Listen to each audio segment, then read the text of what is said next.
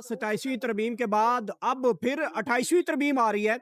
یکے بعد دیگرے مختلف ججز کے استعفے آ رہے ہیں. نئے ججز جو ہے ان کے بھی استعفوں کی بات چل رہی ہے. معاملہ کہاں پہ رکے گا جا کے؟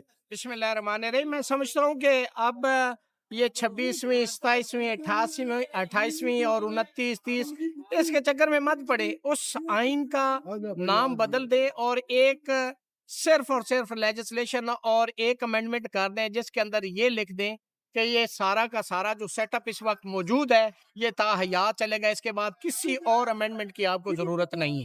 اچھا یہ بتائیے گا کہ جو اب تحریک ہے اس میں کل سے ہم نام سن رہے ہیں کہ ججز اور وکلا تحریک، ججز اور وکلا تحریک. آپ سمجھتے ہیں کہ وہ جو ججز استعفے دے رہے ہیں وہ آپ کے ساتھ کھڑے ہوں گے، روڈ کے اوپر بیٹھیں گے، احتجاج کریں گے؟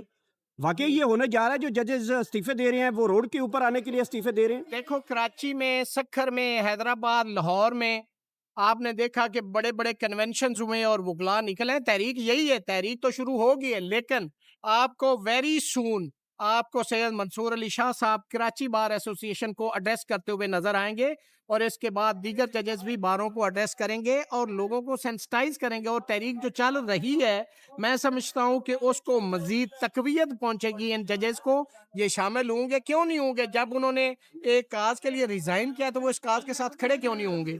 اچھا اس کا مطلب ہے کہ جو ججز ریزائن دے رہے ہیں وہ کالے کوٹ کے ساتھ سڑکیں گرم کرنے آ رہے ہیں، تو اس کا مطلب ہے کہ اسلام آباد میں دمادم مست کلندر ہونے جا رہا ہے، کالا کوٹ میدان عمل میں آ رہا ہے. دیکھیں یہاں پہ ہماری جو یہاں کی موجودہ قیادت اسلام آباد کی اگر یہ کال کر دے تو میں سمجھتا ہوں کہ لوگ اس وقت بالکل مکمل طور پہ یہ امینڈمنٹس کو ریجیکٹ کر چکے ہیں اور اس کے خلاف کھڑے ہیں، لیکن ان کو ابھی تک کسی نے کال نہیں دیا. آپ نے دیکھا ہوگا کہ باقی سارے شہروں میں صوبوں کے اندر وکلا جو ہیں وہ نکلے ہیں اور آپ نے سوشل میڈیا پہ دیکھا ہوگا کہ لوگ کتنے چارج ہیں.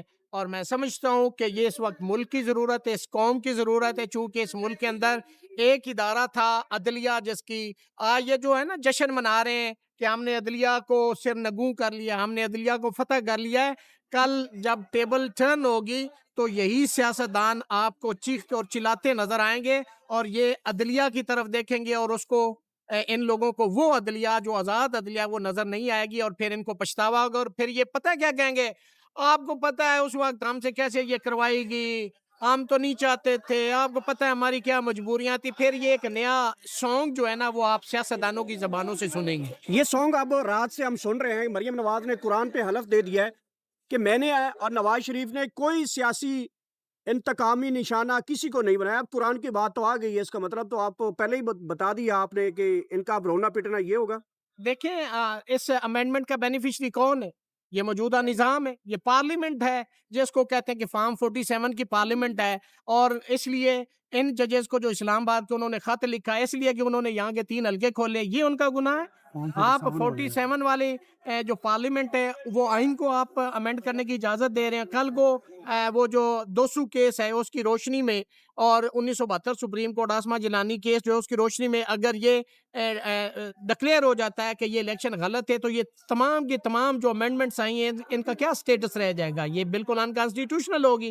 اور بھائی آپ نے پی ٹی آئی کی 31 جولائی کی ججمنٹ جو ان کے حق میں تھی آپ نے وہ سیٹیں کس لا کے تحت باقی دیگر پولیٹیکل پارٹیز کو دیے؟ یہ قوم سادی چھلی بیچنے والا، جوتے پالش کرنے والا بھی اس چیز کو سمجھتا ہے کہ دیکھیں جن کا حق تھا ان کو آپ نے سیٹیں نہیں دی، آپ نے دیگر پولیٹیکل پارٹیز کو دے دی ہیں. تو کیا یہ پارلیمنٹ کے اندر جو 2/3 میجارٹی ہے یہ لیجیٹیمیٹ ہے؟ نہیں ہے. اس کا مطلب ہر آدمی سمجھتا ہے. اس کا مطلب ہے کہ فارم 45 جس دن ٹھیک ہوا اس دن یہ ترمیمیں اسی دن اڑ جائیں گی. یہ اب اس کو ہونے کون دے گا ٹھیک؟ سوال یہ پیدا ہوتا ہے اس ملک کے اندر قوم بیچاری کیا کرے؟ قوم کو جس طرح جس نیج پہ پہنچا دیا گیا ہے. یہاں پہ مثالیں لوگ دیتے ہیں آسٹریلیا کی، پیرس کی، یورپ کی، یو کے کی.